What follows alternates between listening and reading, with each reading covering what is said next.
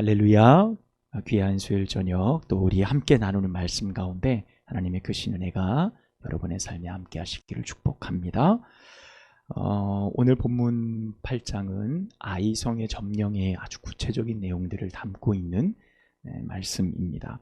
우리가 쭉 읽어보면 이런 내용이구나 라고 충분히 알 수 있을 만큼 내용이 매우 세세하고 매우 치밀하고 또 매우 흥미있게 기록된 말씀입니다.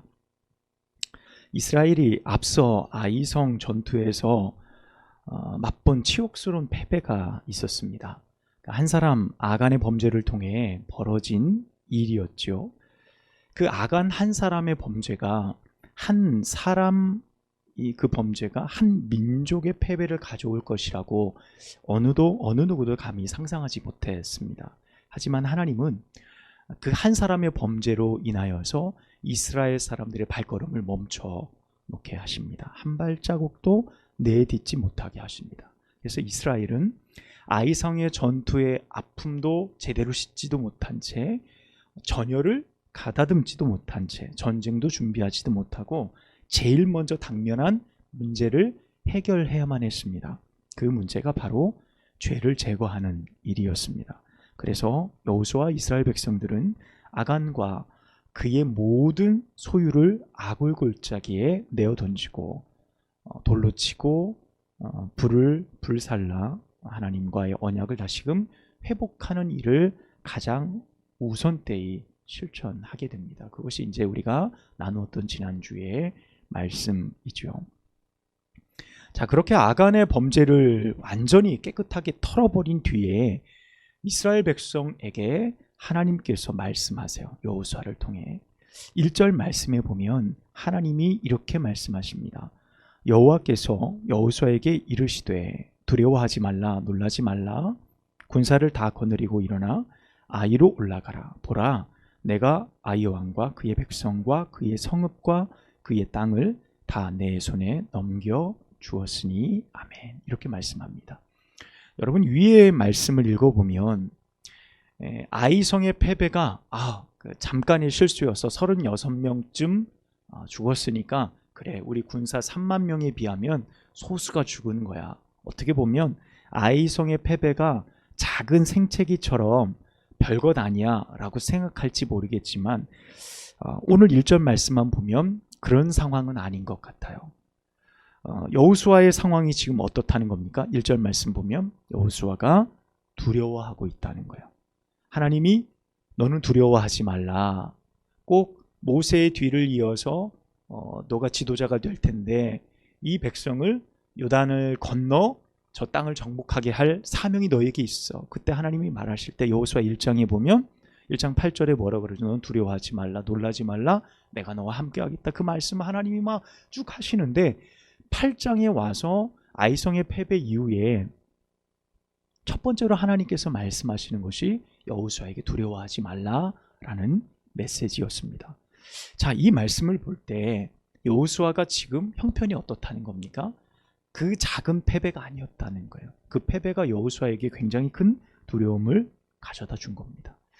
아이성보다 훨씬 더 큰 여리고성을 정말 멋지게 점령했던 여호수아였지만 이 아이성의 패배는 그로 하여금 대단히 큰 두려움을 가져다 주었던 것 같아요. 그런데 그 두려움이 단지 우리가 저 성을 넘지 못할 거라는 두려움, 그 두려움만은 아니었던 것 같아요. 그러니까 단순히 패배의 두려움이 아니라 전반적인 사건의 내용들을 우리가 보면 언약을 배반하고 아간을 통해서 이스라엘 백성들을 멈춰놓고 그 한 사람의 범죄를 하나님께서 다루시는 이 일, 매서운 하나님의 심판을 이 여호수아가 경험하고 나서 그 마음속에 아이성의 패배보다 하나님의 매서운 심판이 어떻게 보면 더 크게 두렵게 다가왔을지도 모르는 거예요. 여호수아에게. 그러니까 이 두 가지 사건을 통해 여호수아는 지금 두려운 거예요. 이 일을 내가 어떻게 할 수 있을까? 하나님이 정말 이 일을 우리에게 허락하실까? 여러 가지 복잡한 마음들이 있었는데 하나님이 오늘 1절 말씀을 통해 그에게 말씀하시는 거예요. 두려워하지 말라. 내가 너와 함께 하겠다 말씀합니다. 사실 여리고성을 점령하고 나서 여호수아는요, 하나님께 묻지 않고 정탐꾼을 보냅니다. 그리고 그 정탐꾼의 보고대로 여호수아님, 다 올라갈 것 없이 3,000명쯤 올려보내서 그냥 쉽게 아이성 점령할 수 있을 것 같습니다 라는 보고를 받고 여호수아가 그대로 결정하게 됩니다. 전쟁을 쉽게 끝내려 했죠. 그런데 패배로 끝나게 돼요. 예상치 못한 결과였습니다. 물론 그 주된 원인이 아간의 범죄 때문인 것은 맞지만 여호수아 입장에서 처음으로 자신이 결정한 일인 거예요. 아이성의 전투, 첫 번째 전투, 호기롭게 자신이 결정한 거예요. 이 정도쯤이면 되겠지라고 선택했는데 그 방법이 실패했고 36명이 죽는 원인을 제공하는 것 또한 여호수아의 선택이었어요. 그러니까 그 결과에서 여호수아도 자유롭지는 못한 겁니다. 하지만 하나님께서 그 사실에 대해서 책망하지는 않으셨어요. 다만 자신감에 차 있던 여호수아가 완전히 두려운 상태로 바뀌어 버렸어요. 돌아서 버리게 되었어요. 그래서 아이성을 쳐 올라가 그것을 정복할 만한 용기도 모두 사라져 버린 상황인 겁니다. 자, 바로 그때 하나님께서 여호수아에게 무엇을 떠올리게 하시냐면 여리고 성의 전투를 떠올리게 하십니다. 여러분 1절 하반절에서 2절까지의 말씀을 여러분 한번 보실까요? 1절 하반절에 보면 보라 내가 아이 왕과 그의 백성과 그의 성읍과 그의 땅을 내 손에 넘겨주었으니 2절에 보면 너는 여리고와 그 왕에게 행한 것 같이 아이와 그 왕에게 행하되. 아멘. 이렇게 말씀하고 있습니다. 자, 거기에서 탈취한 것 다 너희 가져라. 그리고 아이 성 뒤에 복병을 두어라. 이렇게 말씀하시는데 사실 핵심은 무엇이냐면 너는 여리고와 그 왕에게 행한 것 같이 하라는 거예요. 지금 두려워하고 있는 패배와 또 자신의 선택의 실수에 두려워하고 있는 이 여호수아에게 하나님께서 어떻게 말씀하시냐면 여리고 성의 전투의 승리를 다시금 떠올리게 하시는 겁니다. 그것을 떠올리게 함으로 이 전쟁에서 여리고처럼 이 아이성도 이기게 될 것이다 라고 하나님이 약속하세요. 그리고 탈취물 어떻게 하라고요? 전리품 너희 모두 다 취하도록 하나님께서 허락하여 주십니다. 그러니까 전쟁의 승패를 결정할 굉장히 중요한 전략도 알려주세요. 그러니까 매복이죠. 복병을 두어라 라고까지 하나님이 말씀하십니다. 그러니까 두려워서 한 발짝도 내디딜 수 없었던 지금 여호수아에게 하나님은 정말 많은 것들로 채워주고 계세요. 여호수아가 다시 일어날 수 있도록 힘을 낼 수 있도록 하나님이 큰 용기를 불어넣어 주시고 계시는 것을 볼 수 있습니다. 여리고성에서는 하나님이 전리품 다 취하고 손대지 말라. 그것 때문에 아간의 큰 범죄가 일어났잖아요. 그런데 아이성 전투에는 전리품 다 가지라 라고 또 하나님께서 말씀하십니다. 자, 왜 그러셨을까? 그런 생각도 해봐요. 혹 아이성의 패배로 사기가 너무 떨어져 있으니까 이스라엘을 좀 독려하는 차원이었을까요? 아니면 아간의 범죄만 없다고 했어도 원래부터 내가 아이성의 전리품은 너에게 줄 생각이었어 라는 계획이었을까요? 성경에는 특별히 그 이유가 나와 있지 않지만 여리고성의 전리품을 하나님께서 언약의 상징으로 취하신 것은 우리가 지난번의 말씀을 통해서 함께 나누었듯이 분명한 것입니다. 그것은 내 것이니 모두 다 불살라라. 그리고 나머지 것은 다 여호와의 창고 안에 들여놓아라 라는 것이 하나님의 명령이었습니다. 하나님이 그것을 취하신 이유 다름 아닌 여리고성의 전쟁은 가나안 목전에서 첫 번째의 전쟁이었죠. 첫 번째 전쟁에서 얻어진 전리품, 그 전쟁의 결과 첫 것은 누구의 거예요? 하나님의 것으로 하나님이 거두신 거예요. 하나님이 가져가신 것이죠. 그리고 그 이후에 아이성의 전리품들은 그들에게 필요에 따라 취하도록 하나님께서 허락하여 주시는 장면이 2절의 말씀입니다. 자, 이번 아이성의 전투는요, 하나님께서 세운 복병의 전략으로 진두지휘하시는, 하나님이 직접 모든 전쟁을 이끌어 가시는 매우 흥미있고 매우 세세하게 기록된 말씀이에요. 그래서 성경에 많은 전투의 장면들이 있어요. 꼭 기드온의 300용사의 내용들처럼 하나님이 그 전쟁의 내용을 굉장히 세세하게 다 일일이 이야기해주고 계신 것을 볼 수 있어요. 자, 먼저 어떻게 해요? 3만 명을 군사를 모으게 합니다. 그리고 이 3만 명의 군사 중에 약 5천 명쯤을 복병으로 세우죠. 매복으로. 그래서 어디로 보냅니까? 아이성 저쪽 뒤편 베델하고 아이 사이 그 골짜기쯤에 거기에 숨게 합니다. 그래서 밤에 거기서 그들이 다 유숙하게 하고, 나머지 2만 5천 명쯤은 전에 아이성 쳐들어가서 패했던 그 위치쯤, 그들이 우리를 보고 쫓아 나올 만큼의 위치쯤 가서 도망쳐 나오게 하라라고 하나님이 말씀하십니다. 그래서 도망쳐 막 나와서 유인하게 하죠. 그리고 아이성에 있는 군사들이 도망치는 이스라엘 군사를 막 쫓아서 성읍으로 쫓아 나왔을 때 빈 성읍 안에 매복했던 5천 명이 들어가서 성읍을 불태우고 연기가 오를 때 여호수아가 도망치다가 뒤로 돌아서서 단창을 딱 들었을 때 그것이 신호가 된다 그랬잖아요.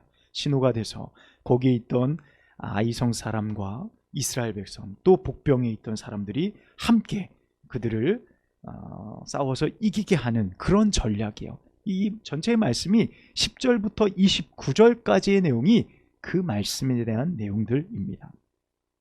자, 결론이 어떻습니까? 하나님이 계획하시고 하나님이 말씀하신 대로 모든 상황들이 이루어져 가는 거예요. 아이성 군사 12,000명이 그곳에서 모두 진멸하는 어마어마한 결과를 갖게 됩니다. 자, 말씀을 보면 하나님의 전략이 얼마나 탁월한지요. 말씀을 쭉 읽으면서 참 재밌고 흥미로운 거예요. 꼭 이 상황이 영화의 한 장면처럼 그렇게 보여지는 착각도 들게 해요. 자, 그런데 하나님께서 사용하신 매복 작전이요, 하나님만이 간파하고 계시는 또 다른 숨은 전략이 이 가운데 담겨져 있어요. 우리가 성경을 읽다 보면 그 사실을 볼 수 있습니다. 매복 작전이 특별한 작전이 아니었나? 라고 생각할 수 있지만 그 매복 작전 안에 매우 심리적인 것들이 하나 담겨져 있어요. 여러분, 그것이 뭐냐면 아이성 왕과 군사들의 그들의 심리와 마음을 하나님께서 이미 알고 계셨다는 거예요. 자, 이게 무슨 말일까요? 여러분, 7장 4절에서 5절 말씀 앞장으로 한번 가볼까요? 여호수아 7장 4절에서 5절입니다. 자, 우리 함께 읽어보겠습니다. 시작. 백성 중 3,000명쯤 그리로 올라갔다가 아이 사람 앞에서 도망하니 아이 사람이 그들을 36명쯤 쳐 죽이고 성문 앞에서부터 스바림까지 쫓아가 내려가는 비탈에서 쳤으므로 백성의 마음이 녹아 물같이 된지라. 아멘. 여러분, 이 말씀이 어떤 거죠? 이스라엘 백성들이 여호수아의 말 믿고 정탐꾼의 말 믿고 3,000명쯤 보냈다가 패배한 첫 번째 내용을 담고 있는 말씀이에요. 여러분, 이 첫 번째 아이성의 패배를 맛본 그 말씀 가운데 결과는 어떻게 된 겁니까? 여호수아는 어떤 마음을 가졌다고요? 두려운 마음을 갖게 되어졌고, 그러면 아이성 왕과 군사들은 어떤 마음을 가졌을까요? 여호수아는 두려운 마음을 가졌지만 아이성의 왕과 군사들은 어떤 마음을 가졌을까요? 많지는 않았어요. 그들이 이스라엘 군사들을 이렇게 죽인 인원은 36명밖에 되지 않아요. 그런데 그들이 경험한 건 무엇이죠? 승리를 경험한 겁니다. 그렇죠? 아이성 사람들은 승리를 경험했어요. 누구를 상대로요? 여리고성을 점령한 이스라엘을 상대로 승리를 경험한 거예요. 우리가 이스라엘을 충분히 이길 수 있겠다라는 자신감, 혹은 그 자만함이 그들의 마음 가운데 이 첫 번째 전쟁의 승리를 통해 있었을 것이라고 충분히 우리가 살펴볼 수 있어요. 왜 굳이 자만함일까요? 너무 나간 건 아닐까요? 이렇게 생각할 수 있어요. 여러분, 8장 17절 말씀도 우리 함께 볼게요. 오늘 본문 말씀입니다. 8장 17절 시작. 아이와 베델에 이스라엘을 따라간 아니하는 자가 하나도 없으며 성문을 열어놓고 이스라엘을 추격하였더라. 아멘. 여러분, 이스라엘을 처음으로 이겼던 그들이, 야, 우리가 저 이스라엘 민족 얼마든지 이길 수 있겠네라는 생각을 가진 첫 번째가 자만함의 마음으로 바뀌었다라는 것이 오늘 8장 17절의 말씀이 확연하게 증명해 주는 겁니다. 자, 어떤 걸까요? 여러분, 군사가 적군을 뒤쫓아가는 형국은 내가 이길 수 있다라는 확신에서 비롯될 때 쫓아가게 되어져 있어요. 여러분, 지금 아이성의 군사가 몇 명이에요? 여자 아이들까지 다 합쳐서 12,000명이에요. 12,000명. 그런데 딱 봐도 25,000명은 자기네보다 10,000명이 더 많은 거예요. 딱 봐도 인원이 어마어마하게 많죠? 그들이 도망가는데 우리가 이길 수 있겠다라고 쫓아가는 거예요. 그러면 그들의 마음 가운데 처음 승리가 있는 거죠. 아, 내가 이길 수 있겠어. 저들 얼마든지 이길 수 있어 라는 마음이 있어요. 그런데 그게 왜 자만심일까요? 여러분 17절 말씀 보세요. 성문까지 열어놓고 나가는 거예요. 여러분, 이것은 좀 다른 문제인 겁니다. 성문까지 열어놓았다. 지금 한 번의 승리를 통해 아이성 사람들의 마음이 가지고 있었던 것이 어떤 것인지 우리가 아는 거예요. 여러분, 이 마음은 무엇이냐면 얼마나 이스라엘 민족을 그들이 얕보았으면 성문까지 열어두고 그들을 쫓아간단 말이에요. 이미 앞전에서 한번 성문 앞에서 스바림까지 그들을 쫓아가 승리했던 경험이 있으니 이번에는 모든 사람이 나가서 끝장을 보겠다는 마음으로 우리가 얼마든지 이겨 하고 우르르 다 나가버린 거예요. 다 나가버렸어요. 여러분, 사실 여러모로요, 아이성과 여리고는 상황이 모두 달랐어요. 여리고 같은 경우에는 평지에 있었지만 아이성 같은 경우에 산지 높은 곳에 있었다라고 보통 이야기를 합니다. 그래서 전쟁에서 방어하기에 더없이 유리한 조건이 있었어요. 그래서 12,000명이 성 나가지 않고 그 성 안에서 공격해오는 이스라엘 백성들을 방어만 해도 넉넉히 이길 수 있는 환경인 거예요. 그런데 그들이 어떻게 했다고요? 성문을 열어두고 쫓아나가는 거예요. 도망쳐 나가는 이스라엘 군사들을 쫓아가서 이길 수 있다라고 믿었던 근거가 어디 있냐라는 거예요. 여러분, 자신감일까요? 자신감을 넘어서 자만심인 거죠. 자만심이 그들 가운데 가득했어요. 저 이스라엘의 신을 믿는 저들, 우리가 얼마든지 이길 수 있겠다라는 마음이 그들 가운데 충만했던 겁니다. 여러분, 바로 하나님의 매복 작전은 그들의 이 마음을 이용하신 거예요. 그들의 이 자만한 마음을 이용하신 거예요. 그들이 가졌던 그 마음을 이용해 하나님은 이 전쟁을 승리로 이끄는, 어떻게 보면 필승 전략으로 하나님께서 세우신 거예요. 여호수아는 알지 못했죠. 하지만 하나님께서는 그 사실을 너무도 잘 알고 계시는 겁니다. 저는 이 여리고성의 전쟁도 참 놀랍고요. 여리고성의 전쟁도 놀랍고 아이성의 전략도 참 흥미롭고 놀라운 계획이라는 사실도 알 수 있어요. 하지만 오늘 우리가 이 아이성의 전투를 통해 하나님께서 우리에게 말씀하시는 것은 무엇일까요? 흥미로운 이야기? 여호수아가 다시 한번 전쟁에서 이겼다라는 결론? 우리는 거기에 머무르면 오늘 말씀 안에서 하나님이 우리에게 주시는 것을 정확히 발견하지 못할 수도 있을 겁니다. 우리는 두려워 떨고 있던 여호수아를 기억할 때 그에게 위로해 주시고 힘 주시는 하나님을 우리는 발견할 수 있습니다. 성경 어느 곳에서도 두려워하는 자를 심판하거나 정죄하지 않으세요. 하나님은 두려워할 때 두려워하는 자를 붙들어 주시고 떨리는 무릎을 하나님께서 붙들어 주십니다. 그런데 여러분요, 아무리 힘이 있고 능력이 있어도 교만하고 자만하는 자를 하나님께서는 심판하신다는 사실을 우리는 발견할 수 있습니다. 하나님께서는 거만한 자를 꺾으시죠. 하나님 거만한 자를 심판하십니다. 그것이 29절 말씀처럼, 오늘 말씀의 결론처럼 아이성 왕이 겪었던 그 모든 최후의 모습을 우리가 어떤 자만함의 최후의 결과로 볼 수 있는 대목이라고 할 수 있어요. 그러니까 그들의 계획을 무너뜨리시고 어리석게 만드신 것, 아이성의 패배는 바로 그 어리석은 거만한 모든 상황의 결과로 이루어진 일이라는 또 다른 관점을 우리가 오늘 본문의 말씀을 발견해 볼 수 있다는 거예요. 자, 그런데 저는 여기에서 끝나기보다는 우리가 한 가지를 더 이 가운데 발견하길 원해요. 이 말씀을 준비하면서 참 아쉬웠던 사실이 있어요. 근데 왜 아이성에는 여리고성에 라합 같은 인물이 없었을까요? 여러분 혹시 그런 생각 해보지 않으셨습니까? 여리고성은 더 크고 더 철옹성 같고 더 강력한 성읍이었어요. 그런데 그 성읍 안에는 라합 같은 사람이 있었어요. 여러분 이게 어떤 의미입니까? 여리고성이 무너지던 때에 하나님은 하나님을 인정하고 하나님을 믿었던 라합과 그 가족의 생명을 구원하셨습니다. 그들이 다 진멸되어지고 단지 아이성 사람들은 패배가 이미 정해진 것이고 그들의 죽음은 당연한 것이라고 우리가 정해놓고 오늘 본문 말씀을 보면 하나님의 계획이 너무도 폭력적이잖아요.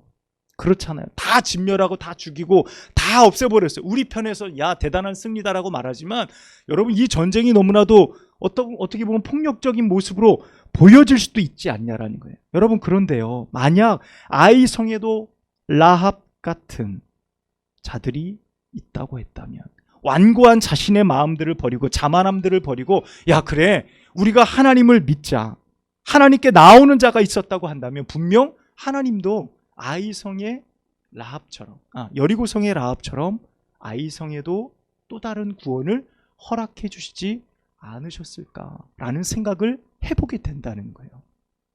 왜 그곳에는 라합이 없었을까요? 이 성의 구원이 그 은혜가 베풀어지는 것 어떻게 보면 너무나 당연했을 거예요. 하나님 앞에 나온 자 아마 12,000명, 15,000명 그 사이 안에 분명히 살아남는 자가 있었을 거예요. 하나님 앞에 구원받는 자들도 있었을 거예요. 하지만 안타깝게도 아이성에는 라합 같은 자가 없었다는 거예요. 아이성의 모든 사람들은 결국 그들이 가지고 있었던 자만함을 통해 결과를 맞게 되어진 겁니다. 저는 말씀을 준비하면서 이 사실이 참 안타깝다라는 생각을 해보았어요. 왜 그러냐면 우리 주변에 이런 생각과 마음으로 살아가는 사람이 상당히 많기 때문에 그래요. 꼭 우리가 그들을 이길 수 있다는 넉넉한 마음, 나를 안전하게 보호해 주리라는 어떤 성 안에 놓여있는 사람들의 마음처럼 나의 삶을 안전하게 만들 수 있다라고 하는 많은 안전장치들을 가지고 하나님의 도우심이나 하나님의 역사를 무시하거나 그것을 너무나 가볍게 여기는 그렇게 치부하는 수많은 사람들, 꼭 라합처럼 하나님을 인정해야 될 텐데 그 자리에 나오지 못하는 많은 사람들이 우리 주변 가운데 있다라는 거예요. 결국엔 어떻게 될까요? 마지막 날에는 하나님의 심판이 임하게 되어지겠죠. 하나님의 심판이 아이성에게 임했고 그 심판이 맹렬했던 것처럼 그 결과를 그들이 받아들게 될 것이라는 사실입니다. 우리는 오늘 이 아이성의 전투를 통해 인간의 자만함, 그들이 가졌던 생각과 결과, 우리가 할 수 있다라고 생각하는 그 결과가 어떤 결과에 다다르게 되는지를 발견해 보게 됩니다. 하나님의 일하심 가운데 우리가 해야 할 일들, 자만함을 내려놓고 겸손함으로 그분의 인도하심을 신뢰하며 따라갈 때 우리는 여호수아의 길처럼 하나님을 믿는 이스라엘 백성들의 그 행진처럼 승리의 길을 걷게 되어질 줄로 믿습니다. 함께 기도하겠습니다. 하나님 아버지, 오늘 저희에게 주신 하나님의 말씀이 우리의 삶의 교만과 내 삶 속에 나도 모르게 숨겨놓고 의지하고 있었던 하나님이 아닌 다른 그 어떤 방법과 소유들, 그것을 의지하며 살아가고자 했던 나의 생각들, 그것들을 내려놓는 복된 시간 되어지기를 원합니다. 아이성 사람들의 패배가 여러 가지 이유가 있겠지만 그 자만함 속에 빠졌고 그 자만함을 통해 하나님께서 그들을 심판하실 때 그들은 결국 하나님을 보지 못했고 그 심판도 어떤 의미인지도 모른 채 그들은 그저 죽었음을, 심판에 이르렀음을 말씀을 통해 깨닫게 됩니다. 하나님, 아이의 주변에 있는 많은 이들에게 우리가 생명을 전할 때 그들이 그런 악하고 그들 스스로에 설 수 있다는 자만함들을 내려놓고 하나님 앞에 돌이켜 돌아올 수 있는 은혜를 허락하여 주시기를 소망합니다. 하나님, 심판이 내려지는 그곳에도 구원이 존재함을 믿습니다. 하나님은 여전히 하나님을 의지하고 하나님을 바라고 하나님께 나아오는 자는 라합과 같이 그의 가족들과 같이 구원하시고 그의 생명을 지키심을 믿습니다. 하나님, 우리가 이 사실을 믿음으로 받아들이며 하나님, 내 주변에 있는 많은 이들에게 생명을 전하기에 부족하지 아니한 저희 삶이 되어지도록 인도하여 주옵소서. 예수님의 이름으로 간절히 기도하옵나이다. 아멘.